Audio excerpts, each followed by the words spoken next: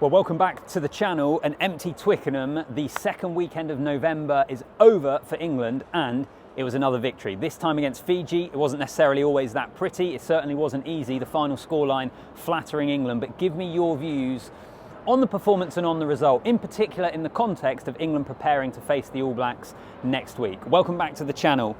There's a chance that the first half of this video is going to come here and the second half is going to come outside the stadium, but we will see. I'm going to have to record a podcast in just a moment. Give me your views down below. I appreciate you clicking on the video as well, so do like it if you feel so inclined, and subscribe to the channel.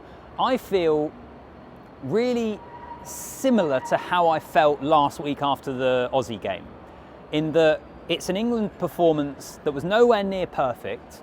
They had plenty of questions asked of them, and I'll get on to Fiji because I think they are a big story here actually. Their improvement in an international sense, the impact of the Fijian Drua playing in Super Rugby, all that stuff I think is having a big impact on them.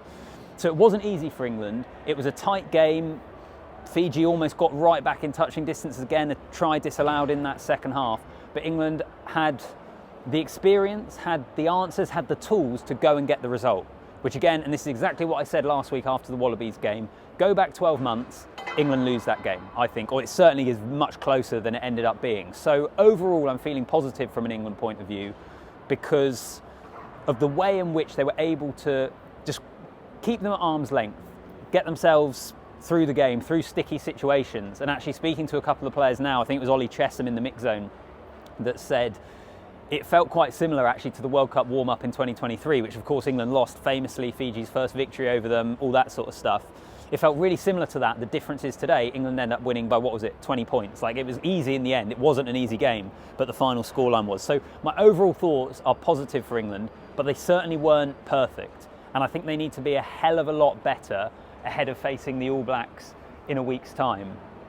And they'll know that themselves. But I do feel like these two matches, the Wallabies and Fiji, have done a pretty good job in setting them up for that. I feel like they've been pretty good platforms to then have to find a whole different level, the positivity of winning both of them, to take it into this week, not having any sort of negativity around the team. I feel like they're in a relatively good spot off the back of those. So many of you may well disagree. And I suppose what you would say in that England performance is it was still clunky. There were times, certainly in the first half, where their accuracy let them down, sloppy mistakes, it was a bit stop-start as well.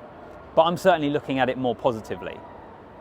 From an England point of view, one of the really interesting things actually that I'm coming away thinking about is how does this England team want to attack?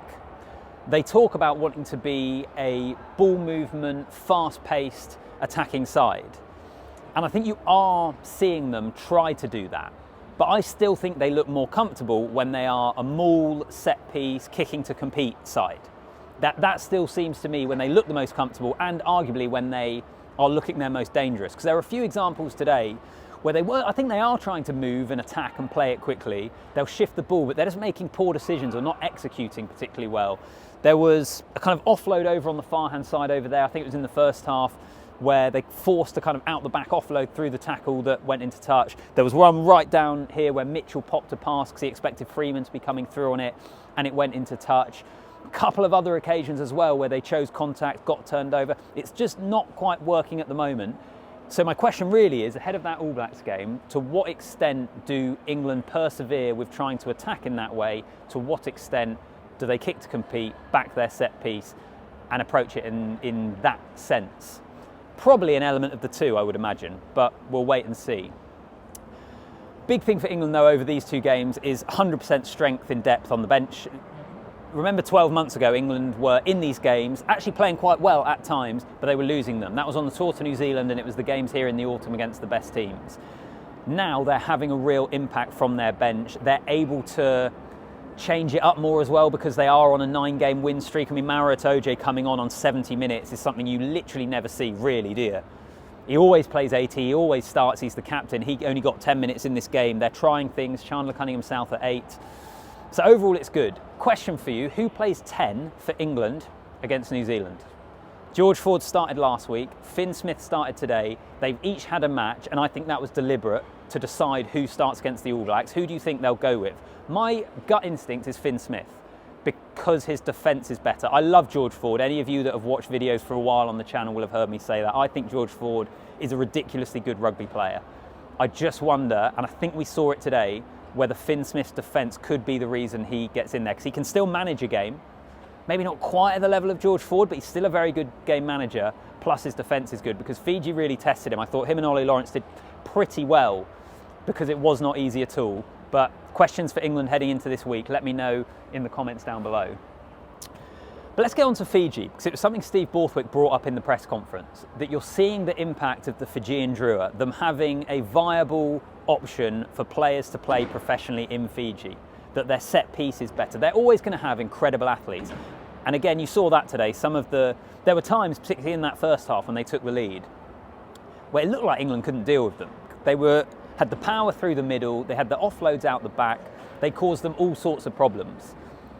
But they've also, I think, now got a more reliable set piece. They can be a real nuisance at the breakdown. Their kicking game is getting better. It wasn't perfect.